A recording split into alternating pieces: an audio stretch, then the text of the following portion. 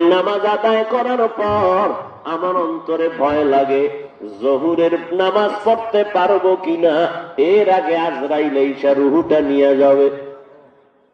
আরেকজন সাহাবী বলেন, ইয়া রাসূলুল্লাহ, আমি জোহরের নামাজ আদায় করিয়া ভয়ে থাকি, আসরের নামাজ আদায় করতে পারবো কিনা, এর মধ্যে আজরাইল চলে আসবে।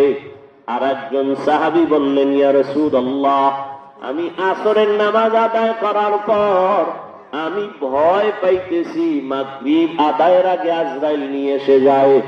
নবী বলেন, মউত তো এত দূরে না, আরো কাছে। ইয়া রাসূলুল্লাহ, কত কাছে? রহমতের নবী বলেন, সাহাবারা, আমি যখন নামাজ পড়িয়া শেষে ডান দিকে সালাম ফিরাই, আমার ভয় লাগে বাম দিকে সালাম ফিরানোর আগে না জানি আমার আজরাইল এসে যায়। মরণ থেকে যতই পালাও, মরণ তোমায় নিবে ঘিরি, যদিও সুদূর আকাশ পানে লুকাও সেথায় লাগিয়ে সিঁড়ি। নদী পথে নৌকা চালাও ও মাঝি ভাই, বেলা ডোবার আগে আমি ওপার উঠতে চাই, ডুবে গেলে বেলারে আর উঠে না, ভেঙ্গে গেলে মেলারে আর জমে না।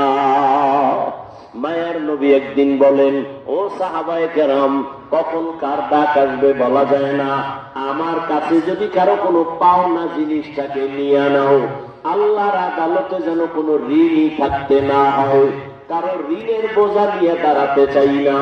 সাহাবায়ে কেরাম ভাবতেছে, কিছু পাইলেও কি রহমতের নবীকে বলবো, ওটা তো আর পাওয়ার চিন্তাই করবো না। কিন্তু একজন দাঁড়ায় গেলেন, দাঁড়িয়ে বলেন, ইয়া রাসূলুল্লাহ, আমার একটা পাওনা আছে আপনার কাছে। কি পাওনা? বলে, ইয়া রাসূলুল্লাহ, আপনি একদিন আমার শরীরের মধ্যে একটা চর মেরেছিলেন হাত দিয়া হালকা ভাবে, এমনি। তাই বলে, হ্যাঁ, তা তুমিও এই প্রতিশোধ নিয়ে নাও। সাহাবায়ে কেরাম তো গরম হয়ে গেছে, এত বড় দুঃসাহস! রহমতের নবী মোহাব্বতে একটু হাত লাগাইছে, এটার আবার প্রতিশোধ কি? নবীজি বুঝতে পেরে বলেন, সাহাবায়ে কেরাম চুপ হয়ে যান, এই আল্লাহর বান্দাকে আসতে আমার কাছে আসার রাস্তা দেন। সামনে এসে কয়, ইয়া রাসূলুল্লাহ, আপনি আমার গালের মধ্যে যখন একটু